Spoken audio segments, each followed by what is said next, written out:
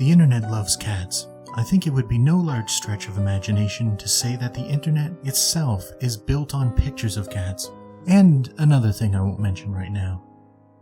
Tonight's yokai is near and dear to my heart. My absolute favorite, the magic cat, the Bakeneko. The Bakeneko all start with the same humble origin.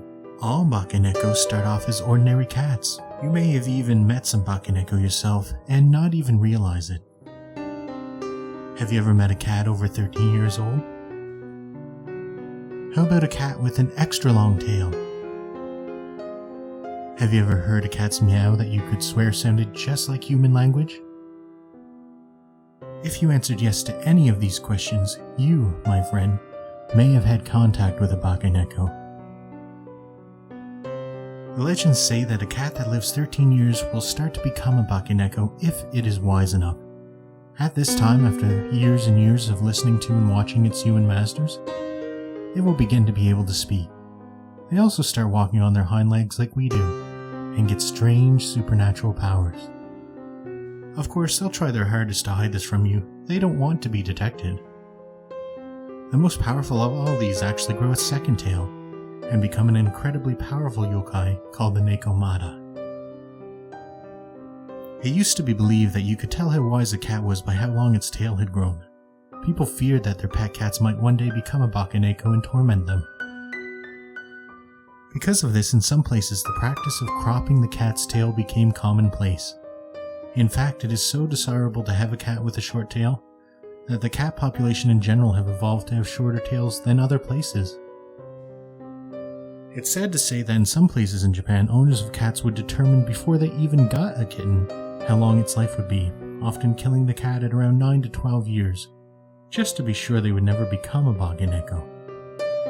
So why was there such fear and hate for the Bakeneko?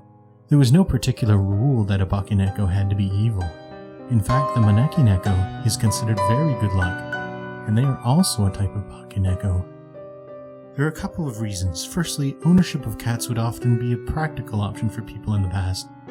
Cats were kept around to catch rats and other vermin, and weren't necessarily treated with the same care and love that they are today. Since they were more property and less a part of the family as they are now, they were sometimes treated cruelly or at best indifferently. If these cats became powerful enough to become Bakeneko, they would often curse and torment the family that treated them so poorly. A Bakeneko had some pretty unique powers that could make having one tormenting you a living nightmare. They could scare you by using dead bodies as puppets, toss fireballs from thin air to burn down your property, or hypnotize you into making a fool of yourself in public. Secondly, the Bakeneko who weren't treated as so well as cats would often be envious of the lives of their masters. So instead of tormenting their bad masters, they would occasionally shape-shift into copies of their masters and kill them so they could go on living as if they were the human they had replaced. Luckily for us, we now generally treat cats as the little gods they are, much like the ancient Egyptians did, and rightly so. In the other direction, a cat that is treated well will remember this when they become a Bakeneko or Nekomata. Once upon a time, Daimyo Mitsushige was playing a game of Go with one of his retainers. The game didn't go so well, and the Daimyo wasn't a good loser. He had the retainer put to death for beating him. When the retainer's poor mother got word of her son's death, she confided in the family's beloved cat, who they had both treated as a member of the family. In grief, she then killed herself. Unbeknownst to all, the cat had already become a Bakeneko, and was saddened to see his family treated so terribly. He lapped up some of the mother's blood in order to disguise himself as her, and headed off to the daimyo's palace. For years he visited terrible curses and terrors upon the daimyo's family in vengeance, until, fortunately or unfortunately, he was caught and slain. The takeaway from these stories is that whether you love cats or not, you should definitely treat them well. They say a cat can live 9 lives. A Bakeneko might replace you and live one of yours.